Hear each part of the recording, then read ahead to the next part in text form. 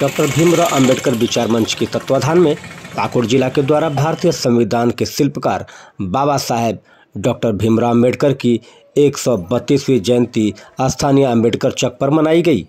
मौके पर भाजपा पदाधिकारी समेत भाजपा कार्यकर्ता मौजूद थे। डॉक्टर भीमराव अंबेडकर की प्रतिमा पर माल्यार्पण के बाद भाजपा जिला कार्यालय में प्रेस वार्ता हुई।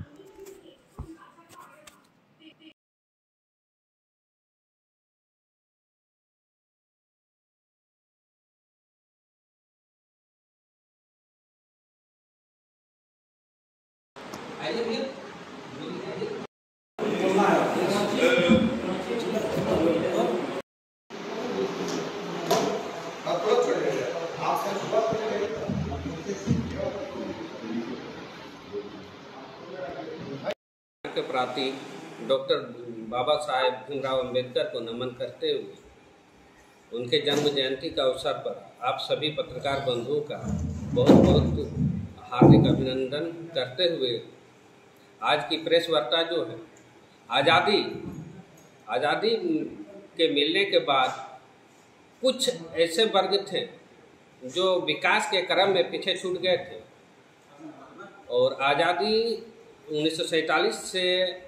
मिलने के बाद 49, 50, 51 से जब संविधान बाबा साहब की संविधान लागू हो गई और उसे हम दलित आदिवासी वर्ग को एक सम्मान, हक और अधिकार देने का जो काम किया गया है और हम लोग को अगला पंक्ति में लाने का काम जो बाबा साहब के संविधान से मिला है, उनको देखते हुए आज पहले की जो वर्ण व्यवस्था थी, जो राजा व्यवस्था थी कि राजा के घर में ही रानी के कोख से राजा पैदा होगा, उसको ख़त्म करते हुए समानता का भाव लाने के लिए संविधान में जो लाया है कि जनता जो है, जनता जनार्दन, उसको अपना मत का अधिकार करके उनको 5 साल के लिए अपने जनप्रतिनिधि चुनेंगे, राजा चुनेंगे, संदर्भ है राजा का, हाँ, लेकिन जनप्रतिनिधि चुनेंगे, वही हमारे दुख सुख की बात को करेंगे। आदरणीय प्रधानमंत्री नरेंद्र मोदी जी के आज़ादी के बाद पहली बार ऐसा हुआ जो कि 14 अप्रैल को बाबा साहब जी के जन्म जयंती पर राष्ट्रीय अवकाश घोषित किया गया है। उनके लिए हम भारतीय जनता पार्टी पाकुड़ इकाई की ओर से उनका आभार व्यक्त करते हुए बहुत बहुत धन्यवाद देता हूँ कि बाबा साहेब के जन्म जयंती को राष्ट्रीय अवकाश के रूप में घोषित किए हैं। और जिस तरह से आज़ादी के बाद से हम लोग को लगता है कि एक इंदिरा आवास के नाम से एक आवास दिया जाता था 14,500 का और धीरे धीरे उसको बढ़ा करके 45,000 तक लाया गया था, लेकिन दूर से ही पहचाना जाता था कि ये दलित का ही घर है, ये आदिवासी का ही घर है। वो किसी भी मोहल्ले में होता था तो आवास को पहचाना जाता था कि ये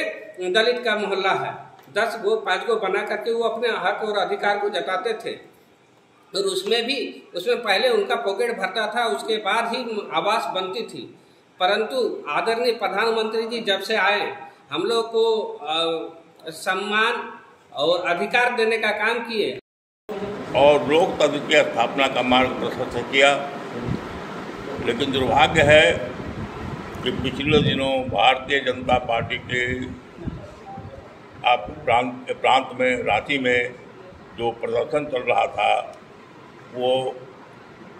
हेमंत सरकार ने सारे लोकतांत्रिक प्रक्रिया को समाप्त कर दिया। लोकतंत्र में जो हमारा अधिकार है कि हम अपने बातों को जनता तक पहुंचाने के लिए विरोध प्रदर्शन और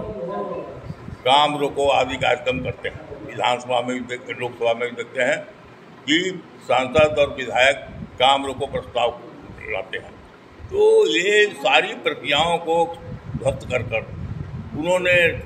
एकदम रास्ते में बैरिकेडिंग लगाकर लोगों को खदेड़ कर पुलिस ने लाठी से भगाया और रांची में शांतिपूर्ण प्रदर्शन में जो इन बाधाओं को पार कर आए उन लोगों पर लाठी बरसाया, गोली चलाया, असलू से गोले चले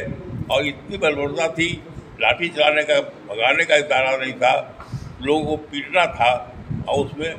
सैकड़ों कार्यकर्ता पूरी तरह घायल हुए, जख्मी हुए, कुछ अस्पताल में गए। और इस प्रकार से जो कार्रवाई हुई, हम इसकी भारतीय जनता पार्टी पाकुड़ जिला उसकी निंदा करती है और ऐसे कार्रवाई के विरोध में जनता को अब इस सरकार को उखाड़ फेंकने के लिए आग्रह करते हैं। प्रदेश अध्यक्ष राज्यसभा सांसद श्री दीपक प्रकाश जी के आह्वान पर 11 अप्रैल को रांची में सचिवालय घेराव था और पूरे प्रदेश भर से कार्यकर्ता पहुंचे थे।